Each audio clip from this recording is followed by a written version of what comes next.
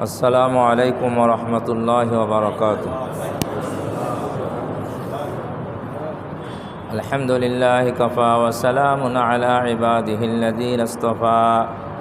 أما بعد فقد قال الله تعالى في كلامه المجيد وفرقانه الحميد: أعوذ بالله من الشيطان الرجيم. بسم الله الرحمن الرحيم. وإذ أخذ الله ميثاق النبيين لما آتيتكم من كتاب وحكمة ثم جاءكم رسول مصدق لما معكم لتؤمنن به ولتنصرنه قال أأقررتم وأخذتم على ذلكم إصري قالوا أقررنا قال فاشهدوا وأنا معكم من الشاهدين فمن تولى بعد ذلك فأولئك هم الفاسقون. وقال رسول الله صلى الله عليه وسلم: أنا سيد ولد آدم أو كما قال عليه الصلاة والسلام. সম্মানিত মুসল্লিয়ানে কেরাম, সমস্ত প্রশংসা আল্লাহ সুবহানাহু ওয়া তাআলার জন্য, যিনি আমাদেরকে সঠিকভাবে ঈমান গ্রহণের জন্য, সঠিকভাবে আমল করার জন্য পবিত্র কোরআনুল কারীম নাজিল করেছেন।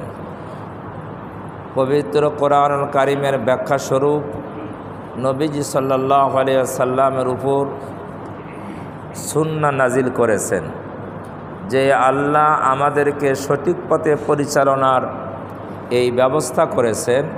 সেই মহান আল্লাহ তাআলার দরবারে কালেমাতুশ শুকর আদায় করি, সকলেই পড়ি আলহামদুলিল্লাহ। অতঃপর অসংখ্য দরুদ ও সালাম অনন্তকাল পর্যন্ত বর্ষিত হোক আমাদের প্রাণ প্রিয় রাসূলের উপর, যার মর্যাদা, যার সম্মান, আল্লাহ তাআলার সম্মান মর্যাদার পরই যার স্থান।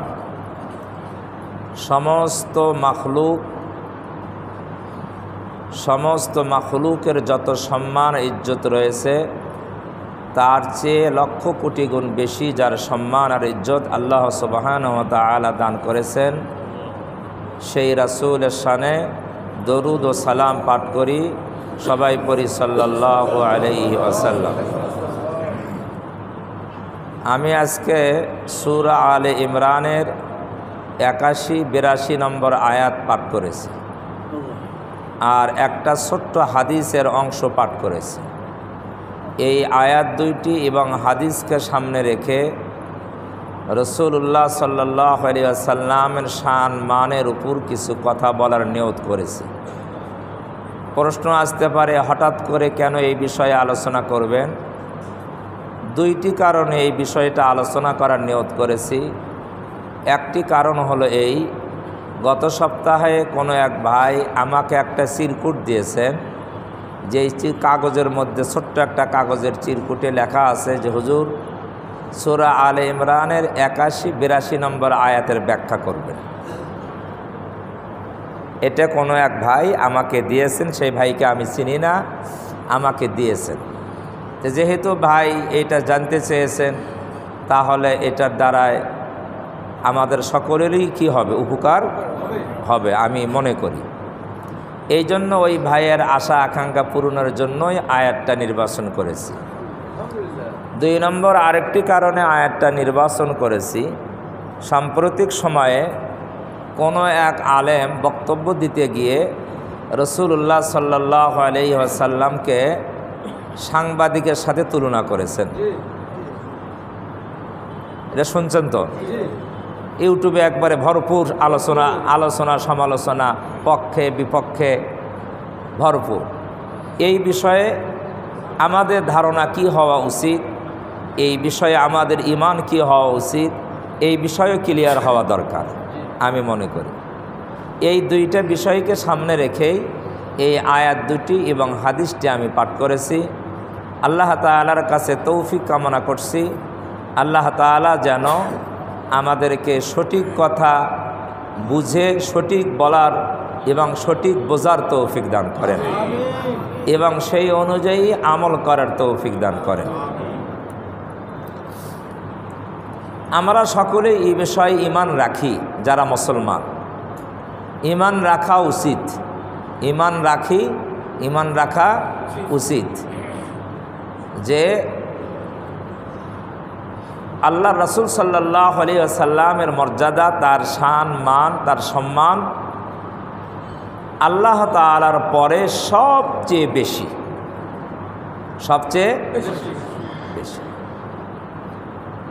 পৃথিবীতে এমন কোনো মানুষ জন্ম হয় নাই বা বর্তমানে আছে, ভবিষ্যতে আসবে, শুধু মানুষ কেন, ফেরেশতাদের মধ্যেও এমন কোনো ফেরেশতা নেই যে রাসূলের মর্যাদার উপরে তার কি মর্যাদা।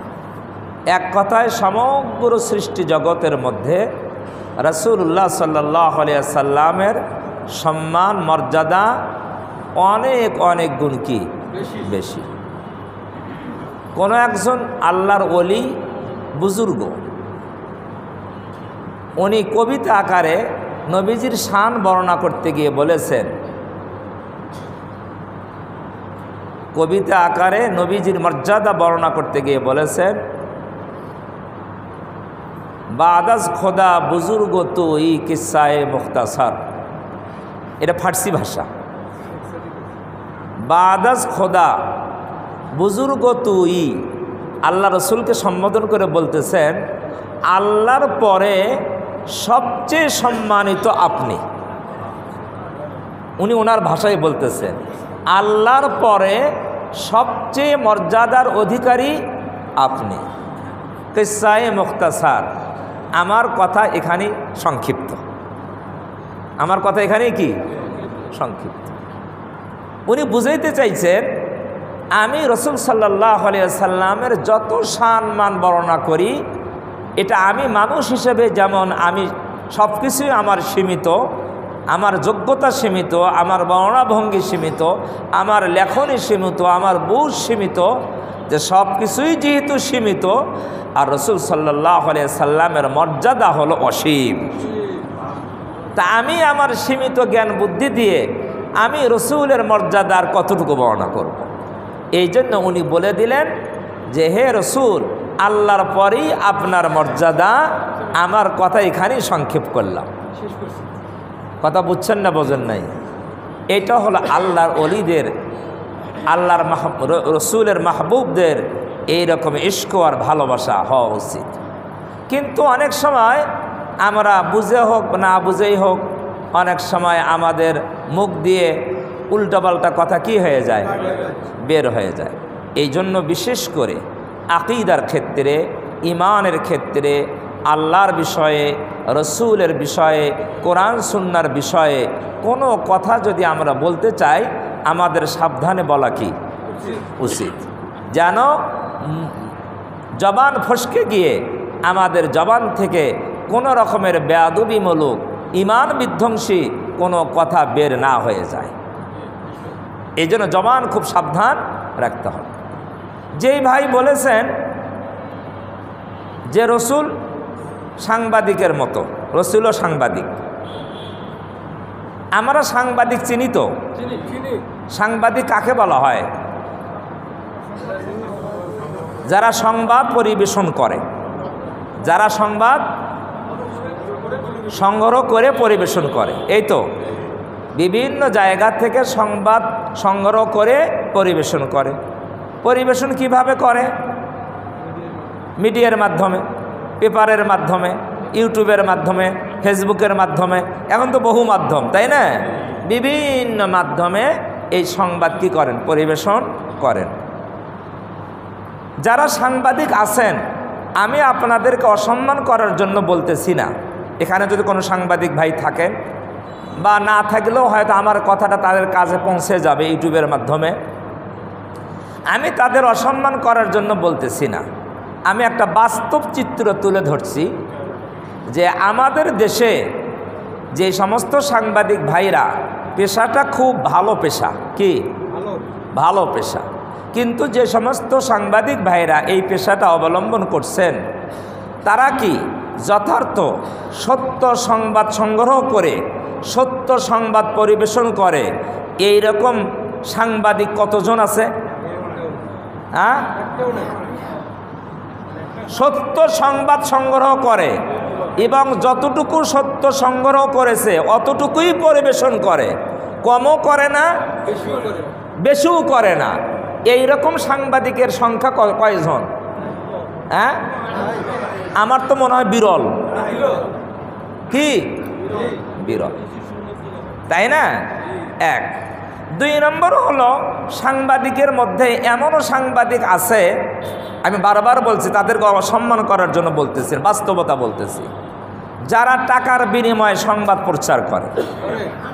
আছে না নাই? হ্যাঁ, আপনি মার্ডার করছেন, আপনি যদি তাকে টাকা দিয়ে দেন তাহলে এমন সংবাদ দিবে আরেকজনকে কি বানাবে? অপরাধী বানাবে, আপনাকে নির্দোষ বানাবে। ঠিক না বে ঠিক? সাগর রুনির কথা তো সবাই জানেন, আজ পর্যন্ত তার হদিস বের হয়েছে? হ্যাঁ, কে সাংবাদিকরা বের করতে পারে না? পারে না? পারে। হ্যাঁ, উনিও সাংবাদিক ছিলেন। এই হলো অবস্থা। তে সাংবাদিকরা দিনকে রাত করতে পারে, রাতকে দিন করতে পারে। যেটা ডাহা মিথ্যা সংবাদের মাধ্যমে এটাকে সত্য বানাইতে পারে, সত্যকে মিথ্যা বানাইতে পারে। এই হলো আমাদের বর্তমান যুগের সারা দুনিয়ার সাংবাদিকের হালত বা অবস্থা। দুই একজন, দুই চারজন আলহামদুলিল্লাহ ভালো থাকতে পারে। এখন বলেন, রসুল সাল্লাল্লাহু আলাইহি ওয়াসাল্লাম এক নাম হলো নাবী। নাবী, নবীকে আমরা নাবী বলি না? নবী, রসুলের উপাধি নবী, রাসূল, তাই না? তা নাবিয়ুন শব্দের অর্থ হলো সংবাদ বাহক। ভালো করে বুঝেন, নাবিয়ুন এই শব্দের অর্থই কি? সংবাদ বাহক। যেই বক্তা বলেছেন উনি এই শব্দের অর্থ দিয়েই বলেছেন, আমি ইউটিউবটা শুনছি, উনি বলছেন নাবিয়ুন শব্দের অর্থ কি? সংবাদ বাহক। আর যিনি সংবাদ বাহক, সংবাদ প্রচার করে, তিনিই কি? সাংবাদিক। অতএব নবী কি? দর্শনটা বুঝছেন তো? অতএব নবী কি? সাংবাদিক। এখন উনি ডানে বামে তাকান নাই, আর শুধু শব্দের অর্থের দিকেই কি করছেন? তাকাইছেন। ডানে বামে তাকান দরকার ছিল কি না? এক। প্রথম নম্বরের কথা, নবী যে সংবাদ পরিবেশন করেছেন সেই সংবাদটা কোন সংবাদ? এক নম্বর কথা এটা, কোন সংবাদ পরিবেশন করছেন? হ্যাঁ, তার পরিষ্কার কথা আল্লাহর ওহী। কি? আল্লাহর পক্ষ থেকে যেই প্রত্যাদেশ এসেছে রসুলের কাছে ওহীর মাধ্যমে, এই ওহীটা আল্লাহ রসুল মানব জাতির কাছে পৌঁছায় দিয়েছে। এতে স্পষ্ট কথা। হ্যাঁ, তাহলে ওহীর সংবাদ রসুল পৌঁছাইছেন, এই জন্য উনি সংবাদ বাহক। এখন আমাদের সাংবাদিকেরাকে ওহী পৌঁছায়? ভালো করে বলেন, ওহী কি আরো নাজিল হবে? তাহলে ওহী তো নাজিলই হবে না, তাহলে ওহীর সংবাদ তো তারা পৌঁছায় না। তারা সত্য মিথ্যা আল্লাহ জানে, তারা কি বানায় না বানায়, যা ইচ্ছা তাই কি করে? প্রচার করে। তাহলে এই সংবাদ বাহক আর এই সংবাদ বাহক কি এক? তাহলে কিভাবে এটা তুলনা করা যায় যে রাসূল সাল্লাল্লাহু আলাইহি সাল্লাম সাংবাদিক ছিলেন? যদি সাংবাদিক বলেন, আমাদের জেহেনটা যাবে বর্তমানে সাংবাদিকের দিকে, যাবে না? যাবে না? তা সাংবাদিকের চরিত্র সম্পর্কে আমাদের যদি জানা থাকে যে এরা সত্য মিথ্যা সব বলতে পারে, তাহলে এই ধারণা যদি আসে আর এই শব্দ যদি নবীর সাথে চয়ন করা হয়, তাহলে ধারণা আসবে নাউযুবিল্লাহি মিন যালিক, নবীও সত্য মিথ্যা বর্ণনা করেন, তাই না? তাহলে এই শব্দ কি ব্যবহার করা যাবে না? এখন পক্ষে বিপক্ষে ইউটিউবে অনেক বক্তারা, এটাও আমাদের একটা বেধি। আমাদের একটা আধ্যাত্মিক ব্যাধি, রুহানি ব্যাধি। কোনো কথা যদি কারো মুখ দিয়ে বলা হয়, তাই এখন যদি সেটা ভুল হয়, তাহলে তার দলের লোকেরা এটা কোরআন হাদিস দিয়ে বাস্তবায়ন করার জন্য উঠে পড়ে লাগে। তার দলেরা, এটা আমার দলের লোক বলছে, যতই ভুল হোক এটা কি করতে হবে, এটাকে সত্য প্রমাণ করতেই হবে। এক। আর যারা তার দলের নয়, তাদের অবস্থা হলো এই ভুলটা ধরতে হবে, ধরতে গিয়ে আবার বাড়াবাড়ি করে। ধরতে গিয়ে কি করে?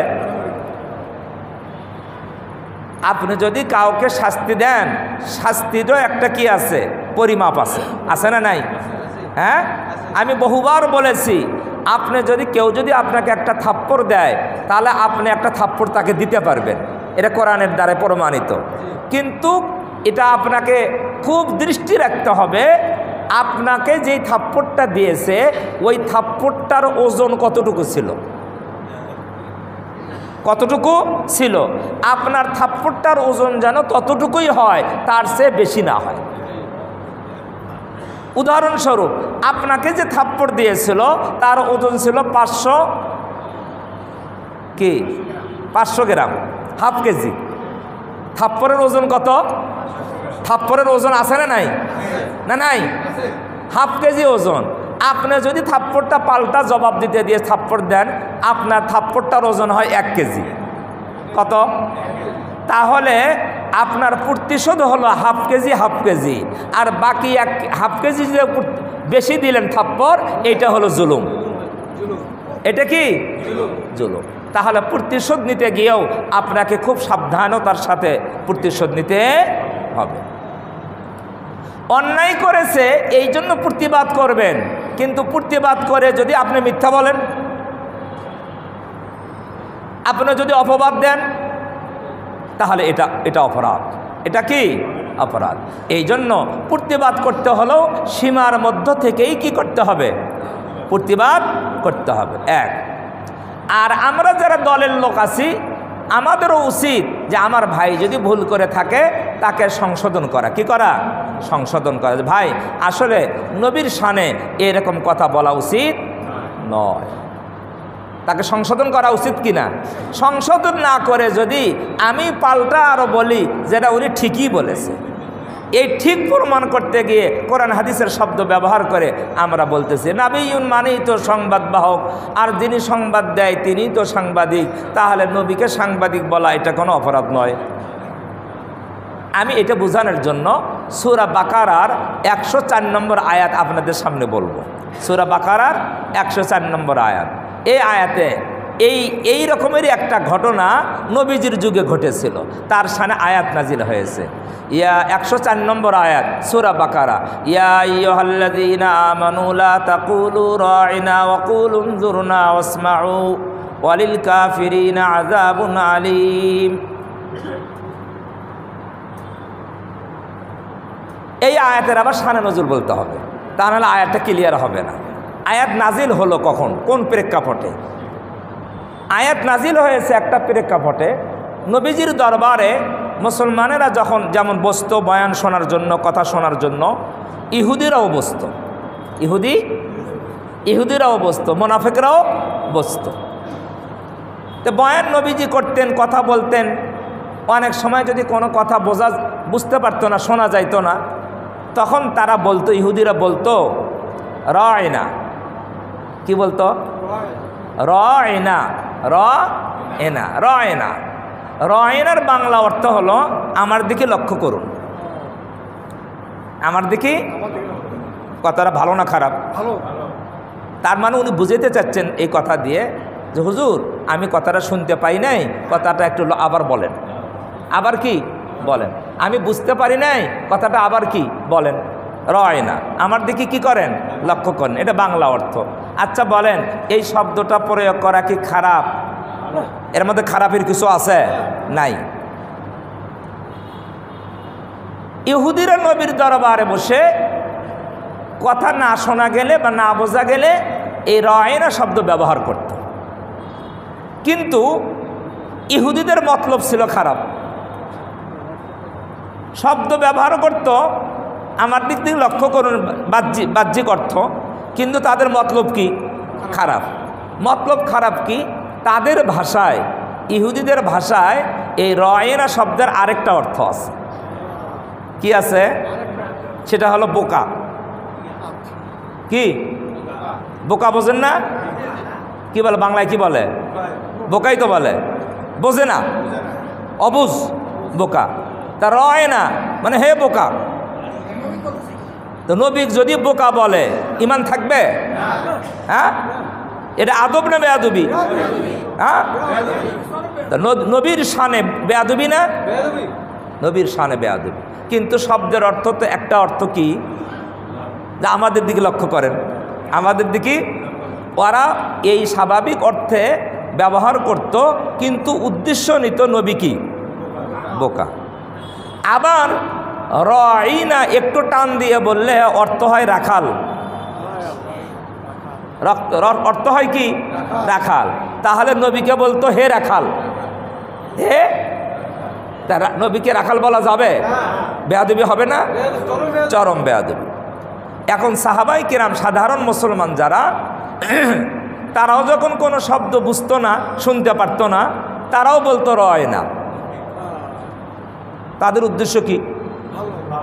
যে হে রাসূল, আমার দিকে কি করেন, একটু লক্ষ্য করেন, আমার দিকে লক্ষ্য করেন। তো সাহাবারা তাদের দেখা দেখি এই শব্দ বলে। তো সাহাবীদের উদ্দেশ্য কি? বোকা বলা, ভর্ৎসনা করা, রাখাল বলা? সাহাবীদের উদ্দেশ্য হলো হুজুর আমি তো শুনতে পাই নাই, একটু আমার দিকে একটু লক্ষ্য করেন। তাদের উদ্দেশ্য তো কি ঠিক। কিন্তু ইহুদিদের মতলব কি খারাপ, নবীকে ভৎসনা করা, নবীর শানে বেয়াদবি মুলুক কথা বলা। আর ভেতরে ভেতরে সাহাবারা যখন বলে তার মুস্কি মুস্কি হাসে। দেখছো, আমরা বোকা বলি, ওরাও বোকা বলে। আমরা বোকা বলি, তারাও বোকা বলে। আমরা রাখাল বলি, তারাও কি বলে রাখাল বলে। এই যে তাদের দুশ্চরিত্রের যা অবস্থা, আল্লাহ বুঝতে পারছেন না পারেন নাই? পারছেন।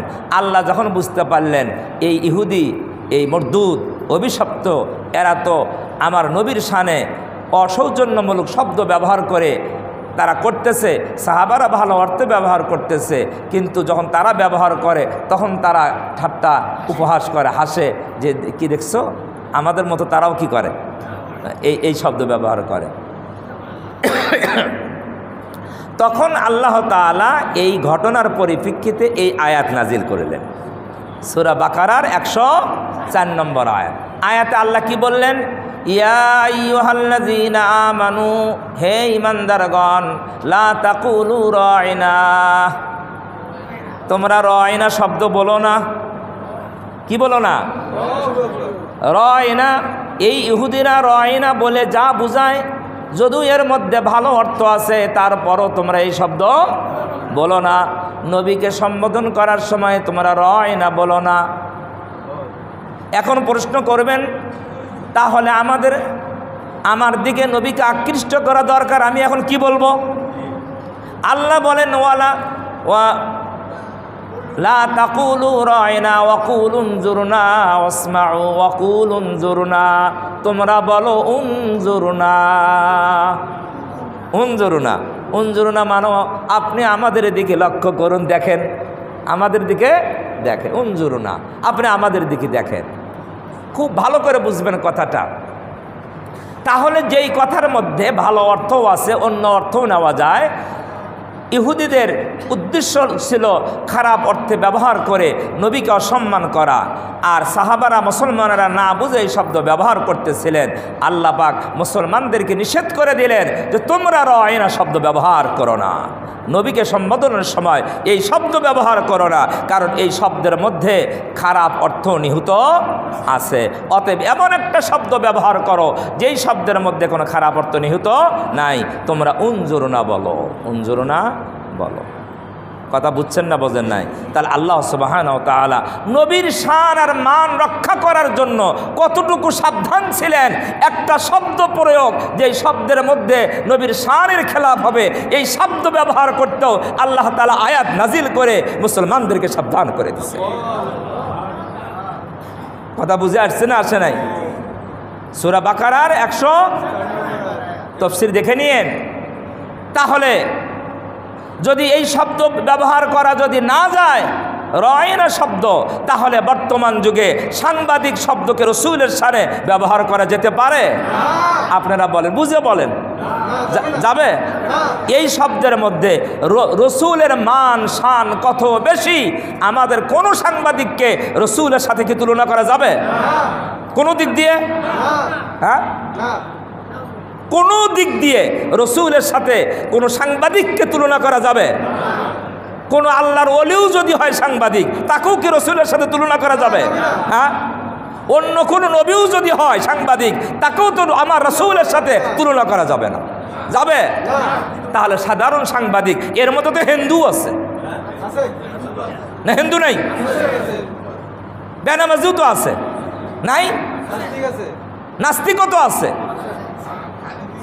তাহলে যেই শব্দের ব্যবহারে আমভাবে সকলকে শামিল করা হয়েছে, সেই শব্দটা আমার পুত পবিত্র রাসূলের শানে কি ব্যবহার করা যাবে? এটা তো প্রশ্নই আসে না, কিভাবে ব্যবহার করা যায়।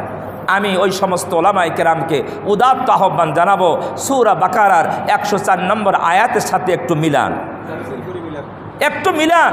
খালি শাব্দিক অর্থ দেখছেন আর বলে দিলেন, রাসূলের শানে মানে কোনো রকমের কমতি করা যাবে না। এটা কি ফতোয়ার ভাষায় রাসূলের শানের মানের কোনো শব্দ ব্যবহার করা, যেই শব্দের দ্বারায় শান নষ্ট হয়, মান নষ্ট হয়, খাটো করা হয়, কমতি করা হয়, এটা কি কুফরি বলা হয়েছে? ফতোয়ার কিতাবে কি বলা হয়েছে? কুফরি। রাসূলের শানে যদি শান মানের খেলাফ কোনো কথা কেউ বলে, এটা কুফরি শব্দ। আমি আমার থেকে বলতেছি না, ফতোয়ার কিতাব থেকে বলতেছি। ইহুদিরা এই শব্দ যখন ব্যবহার করছে, সাহাবীদের মধ্যে একজন সাহাবী ছিলেন সাআদ বিন মুআজ রাদিয়াল্লাহু তাআলা আনহু। সাআদ বিন মুআজ রাদিয়াল্লাহু তাআলা আনহু, উনি ইহুদিদের ভাষা বুঝতেন। ওই সাহাবী ইহুদিদের তাফসীরে আসছে, তাফসীর জালালের এই ঘটনাটা আসছে, উনি ইহুদিদের ভাষা বুঝতেন। তো ইহুদিরা রায়না যেই অর্থে ব্যবহার করত, উনি বুঝতে পারছেন, যেহেতু ওনাদের ভাষা বোঝেন। তখন উনি বললেন, আমি যদি এরপরে কোন ইহুদির মুখ থেকে নবীর শানে এই শব্দ ব্যবহার করতে দেখি, তাহলে আমি তার গর্দানকে উড়িয়ে দেব।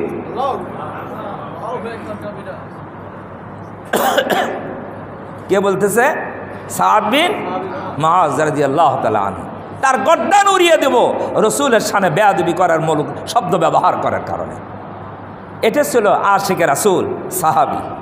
আশিকে রাসূল রাসূলের শানের খেলাফ কথা বলবে, সাহাবীরা এটা মেনে নিতে পারে না। রাসূলের সম্মান কত, এটা তো আমরা বর্ণনা করে শেষ করতে পারবো না। আমরা সূরা আলে ইমরানের 81-82 নম্বর আয়াত তেলাওয়াত করেছি। এই আয়াত থেকে সংক্ষিপ্ত আলোচনা করে শেষ করে দেব। আল্লাহ সুবহানাহু ওয়া তাআলা কোরআন শরীফে বিভিন্ন জায়গা থেকে দেখা যায় 3 ধরনের অঙ্গীকার নিয়েছেন। কয় প্রকারের? 3 প্রকারের অঙ্গীকার নিয়েছেন আল্লাহ তাআলা। এক প্রকারের অঙ্গীকার রূহের জগতে সমস্ত রূহের কাছ থেকে নিয়েছেন। আলাস্তু বিরব্বিকুম ক্বালু বালা শাহিদনা, এই আয়াত দিয়ে। এই অঙ্গীকার হলো সমস্ত রূহের জগতে রূহের কাছ থেকে অঙ্গীকার। এই অঙ্গীকারটা ছিল রুবুবিয়তের অঙ্গীকার। কিসের অঙ্গীকার? রুবুবিয়ত। আল্লাহ যে রব, আল্লাহ কি এই কথার স্বীকারোক্তি, এই কথার কি এটার অঙ্গীকার। আল্লাহ যে রব, এই কথার স্বীকারোক্তির একটা সম্মেলন করে সমস্ত রূহকে একত্র করে কি করেছিলেন? একটা স্বীকারোক্তি অঙ্গীকার নিয়েছিলেন। এটা হলো এক প্রকারের অঙ্গীকার রূহের জগতে। আরেকটা অঙ্গীকার নিয়েছিলেন, সেটাও সূরা আলে ইমরানে আছে। ওয়াইদ আখাযাল্লাহু মিসাকাল্লাযীনা উতুল কিতাবা লাতুবায়্যিনুন্নাহু লিন-নাসি ওয়া লা তাকতুমুনা। ইহুদি সম্প্রদায়ের কাছ থেকে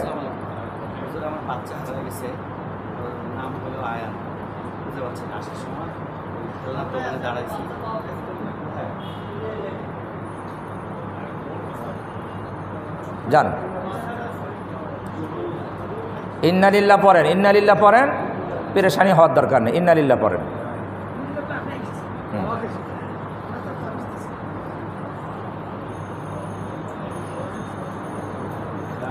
আরেক প্রকারের অঙ্গীকার নিয়েছিলেন, ওয়াইদ আখাযাল্লাহু মিসাকাল্লাযীনা উতুল কিতাবা লা তুবায়্যিনুন্নাহু লিন-নাস ওয়া লা তাকতুমুনা। এই আয়াতে সেই অঙ্গীকারের কথা বলা হয়েছে। এটাও সূরা আলে ইমরানের শেষের দিকে আছে। এখানে বলা হয়েছে আহলে কিতাবের আলেম যারা, আহলে কিতাবের ইহুদি খ্রিস্টানদের আলেম যারা, তাদের কাছ থেকে একটা অঙ্গীকার নেওয়া হয়েছে আমাদের নবী, আমাদের কোরআন সম্পর্কে। আখিরি জামানার নবী মুহাম্মদুর রাসূলুল্লাহ, আখিরি জামানার সর্বশ্রেষ্ঠ কিতাব কোরআনুল কারীম সম্পর্কে একটা অঙ্গীকার নেওয়া হয়েছে। কি অঙ্গীকার? লা তুবায়্যিনুন্নাহু লিন-নাসি ওয়া লা তাকতুমুনা। তোমাদের কিতাবে তৌরাত আর জবুরে শেষ নবীর যে কথা আছে, শেষ নবীর উপরে যে কিতাব নাজিল হবে কোরআনুল কারীম, এই কথা তৌরাতেও ছিল, জবুরেও ছিল, ইনজিলেও ছিল। তো তোমরা এইগুলাকে পরিষ্কারভাবে তোমাদের জাতির কাছে বর্ণনা করে দিবা। লা তুবায়্যিনুন্নাহু লিন-নাস, মানুষের কাছে, তোমাদের জাতির কাছে এই সংবাদটা, কোন সংবাদ? মহানবী সাল্লাল্লাহু আলাইহি ওয়াসাল্লাম আসবেন, কোরআন নাজিল হবে, এই কথাগুলো তোমরা পরিষ্কার করে তোমার জাতির সাথে বর্ণনা করবা। ওয়ালা তাকতুমুনা, এটা তোমরা গোপন করবা না। কি করবা না? কথা বুঝছেন? স্পষ্ট এই অঙ্গীকার আল্লাহ নিয়েছেন ইহুদি খ্রিস্টানের আলেমদের, আহলে কিতাবের আলেমদের কাছ থেকে। তে নবী আসার পরে তারা এটা কি তাদের জাতির কাছে প্রকাশ করছে? করে নাই। তারা কি গোপন করছে? এই অঙ্গীকার তারা ভঙ্গ করেছে। এই দুই ধরনের অঙ্গীকারের কথা কোরআনে পাওয়া যায়। আরেক ধরনের অঙ্গীকার আমাদের প্রিয় রাসূল সাল্লাল্লাহু আলাইহি সাল্লাম তার শান আর মানের ব্যাপারে অঙ্গীকার। সেই অঙ্গীকার বর্ণনা করা হয়েছে সূরা আলে ইমরানের 81 নম্বর আয়াতে। কি অঙ্গীকার কিভাবে নিয়েছেন? আল্লাহ বলেন, ওয়াইজ আখাযাল্লাহু মিসাকান নাবিয়্যিনা লামা আতাইতুকুম মিন কিতাবিন ওয়া হিকমাহ। আল্লাহ রাব্বুল আলামিন নবীদের নিকট থেকে অঙ্গীকার গ্রহণ করলেন। আখাযাল্লাহু মিসাকান নাবিয়্যিন, নবীদের, সমস্ত নবীদের নিকট থেকে আল্লাহ তাআলা অঙ্গীকার গ্রহণ করলেন, অঙ্গীকার নিলেন, শপথ নিলেন। কোন ব্যাপারে? লামা আতাইতুকুম মিন কিতাবিন ওয়া হিকমা। আল্লাহ বলেন আমি তোমাদের কাছে, নবীদেরকে বলেন আমি তোমাদের কাছে যেই কিতাব আর হিকমত দিয়েছি তোমাদেরকে, সুম্মা জাআকুম রাসূলুম মুসাদ্দিকুল লিমা মাআকুম, অতঃপর তোমাদের কাছে যখন রসুল আসবেন, রসুল বলতে মুহাম্মদ সাল্লাল্লাহু আলাইহি ওয়াসাল্লাম, মুহাম্মদ সাল্লাল্লাহু আলাইহি ওয়াসাল্লাম যখন তোমাদের কাছে আসবেন, লা তুমিনুন্না বিহি ওয়া লা তানসুরুন্না, তখন তোমরা সকলেই তার প্রতি ঈমান আনবে, তাকে সাহায্য করবে। এই অঙ্গীকার কাদের কাছ থেকে নিছেন? নবী বলতে হযরতে আদম আলাইহিসসালাতু ওয়াসসালাম থেকে নিয়ে হযরতে ঈসা আলাইহিসসালাতু ওয়াসসালাম পর্যন্ত 1 লক্ষ অথবা 2,24,000 নবী আর রাসূল এসেছিলেন। সকলের নিকট থেকে আল্লাহ রাব্বুল আলামিন শেষ নবীর বিষয়ে অঙ্গীকার গ্রহণ করেছেন। অঙ্গীকারটা কি? তোমাদের কাছে যে কিতাব আর হিকমত আছে, মুসাদ্দিকুল লিমা মাআকুম, তার সত্যায়নকারী হিসাবে সত্যায়ন করবেন মুহাম্মদ সাল্লাল্লাহু আলাইহি ওয়াসাল্লাম। পূর্ববর্তী কিতাবের সত্যায়নকারী, তাওরাতের সত্যায়নকারী, জবুর ইনজিলের সত্যায়নকারী, পূর্ববর্তী নবীদের সত্যায়নকারী, তারাও নবী ছিলেন, ঠিক কিনা?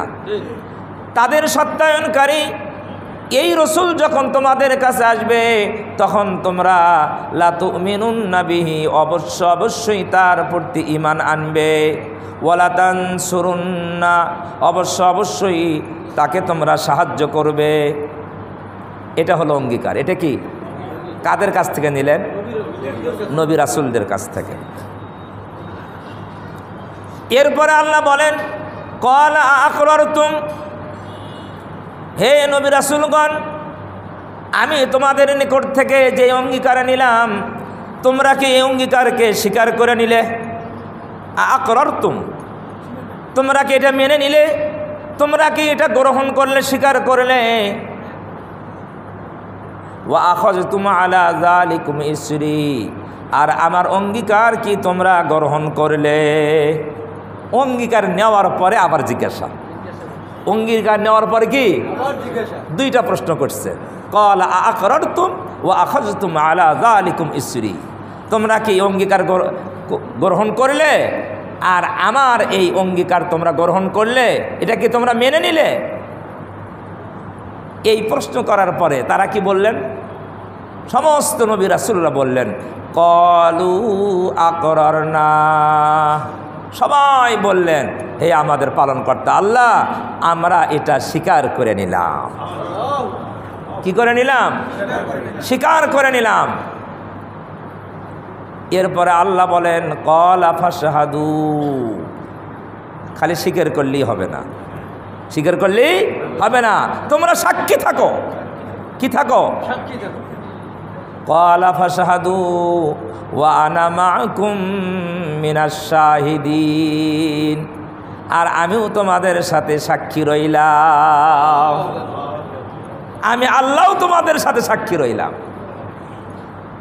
এখন বলেন এই আয়াতের মাধ্যমে আমাদের রাসূল সাল্লাল্লাহু আলাইহি সাল্লামের মান আর শান কত উঁচু এটা প্রমাণ করা হয়েছে যে সমস্ত নবী রাসূলদের নিকট থেকে এই অঙ্গীকার নেওয়া হয়েছে নবীর উপরে ঈমান আনতে হবে, তাকে সাহায্য করতে হবে। আয়াতের বর্ণনা ভঙ্গি থেকে কিছু প্রশ্ন আসতে পারে। সমস্ত নবী রাসূলরা আমার নবীর আগেই তারা অতিবাহিত হয়ে গিয়েছেন, আমার নবী তো পরে আসছেন, ঠিক না? ঠিক। তাহলে ওনারা আমার নবীর প্রতি কেমনি ঈমান আনলেন? তাদের কাছে আমার নবী কিভাবে আসলো? সুম্মা জাআকুম রাসূলুন, তোমাদের কাছে নবী আসবে, কই তাদের কাছে নবী আসলো? নবী যখন আসলেন তখন তো কেউ নাই। প্রশ্ন আসে না? আসে না? বাস্তব প্রশ্ন। আল্লাহ বললেন তোমাদের কাছে রসুল আসবেন, মুহাম্মদ সাল্লাল্লাহু আলাইহি ওয়াসাল্লাম আসবেন। আমরা বাস্তবে দেখতেছি তারা সকলেই তো আগেই চলে গিয়েছেন, নবী তো পরে আসছেন। এর উত্তর মুফাসসিরিন কেরাম বিভিন্নভাবে দিয়েছেন। একটা উত্তর এইভাবে দিয়েছেন, রসুল সাল্লাল্লাহু আলাইহি ওয়াসাল্লাম মেরাজের রজনীতে সমস্ত নবী রাসূলদেরকে বাইতুল মুকদ্দাসে আল্লাহ একত্র করেছিলেন, না করেন নাই? হ্যাঁ, বাইতুল মুকদ্দাসে সমস্ত নবী রাসূলদেরকে একত্র করেছিলেন। শুধু রুহানি ভাবে নয়, রুহু এবং দেহ সমন্বয় করে সমস্ত নবী রাসূলদেরকে আল্লাহ একত্র করেছিলেন। আগে একত্র করেছেন বাইতুল মুকদ্দাসে, তারপরে মক্কা থেকে জিবরাইল বুরাকের মাধ্যমে আমাদের রাসূল সাল্লাল্লাহু আলাইহি ওয়াসাল্লামকে বাইতুল মুকদ্দাসে পৌঁছাইয়ে দিয়েছেন। এখন দেখেন কোরআনের আয়াত মেলে কিনা?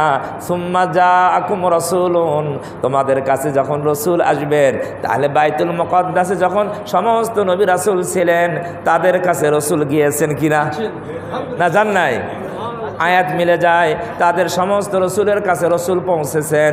রসুল যখন তাদের কাছে পৌঁছে গিয়েছেন, লা তুমিনুন্না বিহি, আল্লাহর ওই অঙ্গীকার তারা পালন করছেন, না করেন নাই? আল্লাহর অঙ্গীকার ছিল আমার রসুল যদি তোমাদের কাছে আসে তোমরা রসুলের প্রতি ঈমান আনবে। আল্লাহ তাআলা আয়াতকে বাস্তবায়ন করার জন্য সমস্ত রসুলদেরকে একত্র করলেন বাইতুল মুকদ্দাসে। এরপরে আমাদের রসুলকে সেখানে পৌঁছাইয়ে দিলেন। এরপরে সমস্ত নবী রাসূলগণ আমাদের রসুলের উপর ঈমান আনলেন। আয়াত কি বাস্তবায়ন হয়েছে না হয় নাই? এখন প্রশ্ন আসে, তাহলে ওয়ালা তানসুরুন্না, তাদেরকে আরেকটা অঙ্গীকার নেওয়া হয়েছে মুহাম্মদ সাল্লাল্লাহু আলাইহি ওয়াসাল্লামের তোমরা সাহায্য করবে। ওই দিন তো ঈমান আনলো, দেখা সাক্ষাৎ হলো, সাহায্য কিভাবে করলো? হ্যাঁ, নবীজি ইমাম হয়েছে, তারা মুক্তাদি হয়েছে, তবে নবীজিকে কেমনে সাহায্য করলো মুফাসসিরিন কেরাম আয়াতের আরও ব্যাখ্যা দিয়েছেন। সেই ব্যাখ্যা হলো এখানে নাবিয়িন সমস্ত নবীদের কাছে অঙ্গীকার নিয়েছে, এই নবীদের মধ্যে উম্মতকেও শামিল করা হয়েছে। উম্মতকেও কি করা হয়েছে? শামিল করা হয়েছে। সমস্ত মানব জাতিকে কি করা হয়েছে? শামিল করা হয়েছে। এই জন্য কোরআন শরীফে একটা আয়াত রয়েছে, ওয়ামা আরসালনাকা ইল্লা কাফাতাল লিন্নাস, কাফাতাল লিন্নাস, হে মুহাম্মদ সাল্লাল্লাহু আলাইহি সাল্লাম, আমি সমগ্র মানব জাতির কাছে আপনি প্রেরণ করেছি। তো সমগ্র মানব জাতির কাছে প্রেরণ করলে সমগ্র মানব জাতি নবী এবং তার উম্মত সকলের কাছ থেকে আল্লাহ তাআলা কি নিয়েছেন? অঙ্গীকার নিয়েছেন। যদিও নবীদের কথা উল্লেখ করা হয়েছে, আর নবীদের ভেতরে তার উম্মতও কি আছে? দাখিল আছে। সবার কাছে কি নিয়েছেন? অঙ্গীকার নিয়েছেন, সবার কাছে অঙ্গীকার। তাহলে মুফাসসিরিন কিরাম বলেন সাহায্য করার পদ্ধতি কি? সাহায্য করার পদ্ধতি হলো যে রাসূল সাল্লাল্লাহু আলাইহি ওয়াসাল্লামের পূর্ববর্তী নবীদের কাছে যখন উম্মতের নবীর ব্যাপারে অঙ্গীকার নিলেন, ঈমান আনার বিষয়ে, সাহায্য করার বিষয়ে, ওই নবী রাসূলদের কিতাবের মধ্যেও এই কথাগুলো ছিল। এবং ওই নবী রাসূলদের দায়িত্ব ছিল প্রত্যেক নবী তার জামানায় তার উম্মতকে বলে দিবে, আমার পরে একজন নবী আসবে, যে নবীর নাম মুহাম্মদ সাল্লাল্লাহু আলাইহি ওয়াসাল্লাম। তোমরা যদি সেই নবীকে পেয়ে যাও তাহলে তোমরা সেই নবীর উপর ঈমান আনবে, সেই নবীকে তোমরা সাহায্য করবে।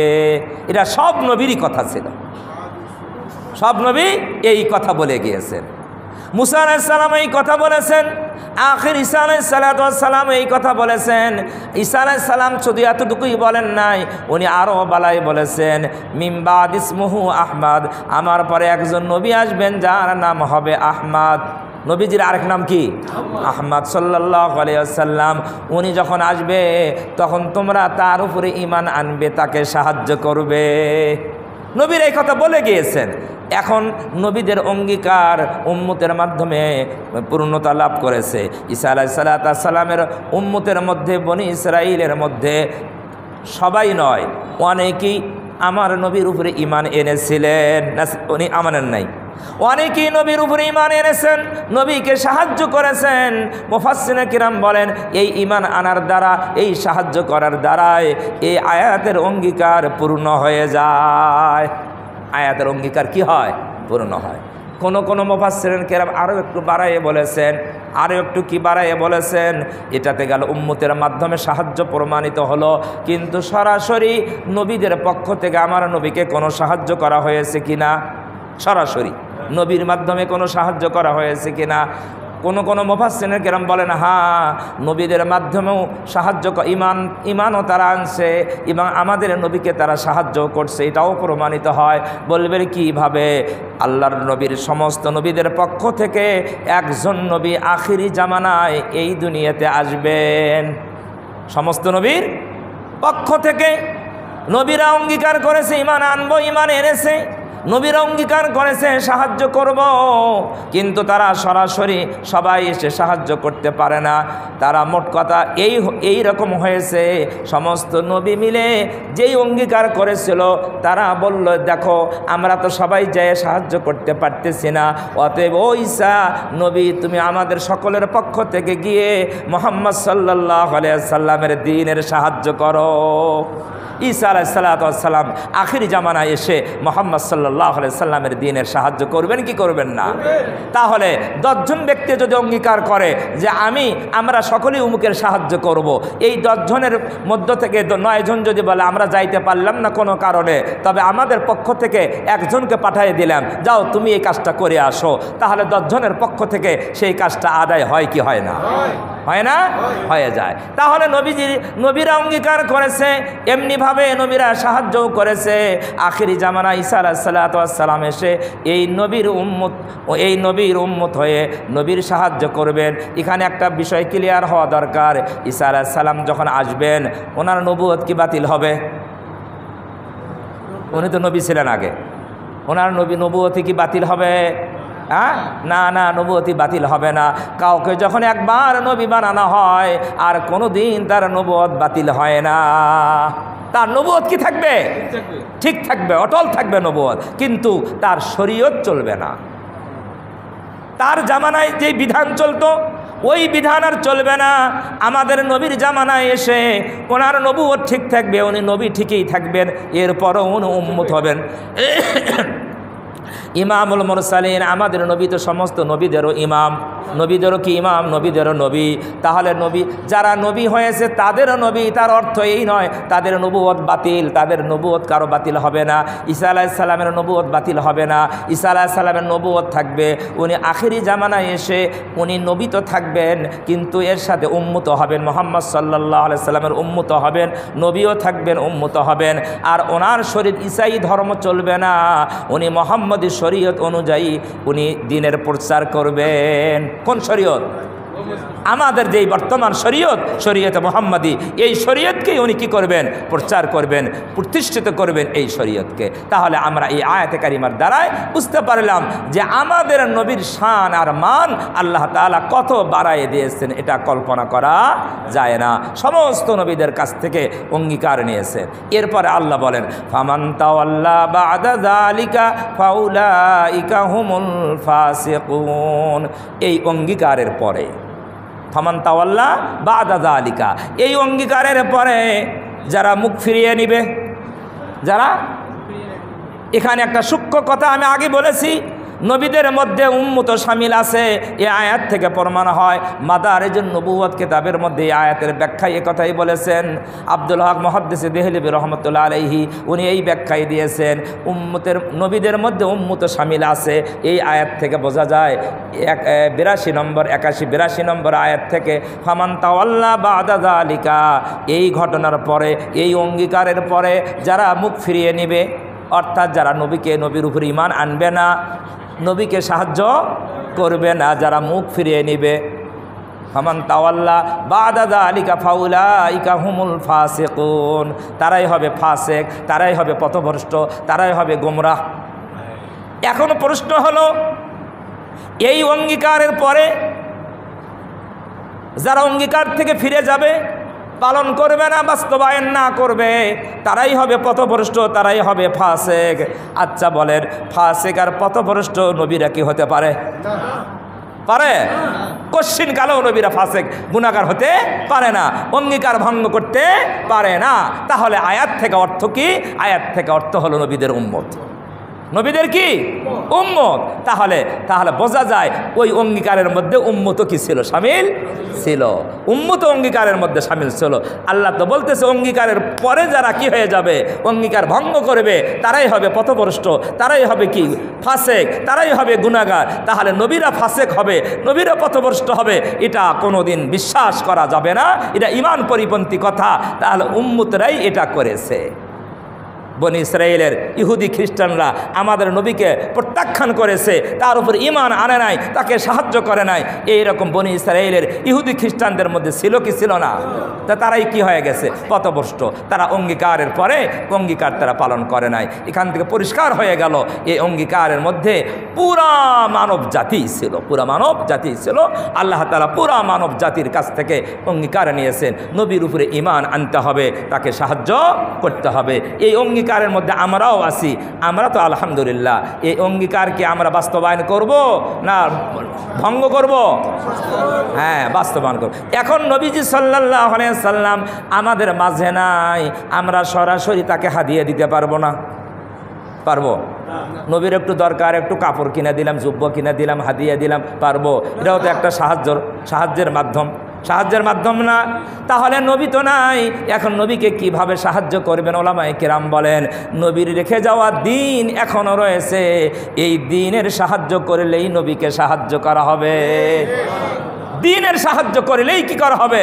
নবীকে সাহায্য করা হবে। নবীর জীবদ্দশায় সাহাবাই কেরাম যেমন সরাসরি নবীর সহযোগিতা করেছেন, সরাসরি দ্বীনেরও সহযোগিতা করেছেন, নবীরও সহযোগিতা করেছেন, না করেন নাই? সাহাবাই কেরাম সরাসরি নবীর সহযোগিতা করেছেন, দ্বীনেরও সহযোগিতা করেছেন। এখন সরাসরি তো আমরা নবীর সহযোগিতা করতে পারবো না, এখন দ্বীনের সহযোগিতা করলেই নবীর সহযোগিতা করা হবে। আল্লাহ সুবহানাহু ওয়া তাআলা আমাদের সকলকে বুঝে সেই অনুযায়ী আমল করার তৌফিক দান করেন। সবাই বলে আমিন। কাবলাল জুমা 4 রাকাত সুন্নত পড়েন।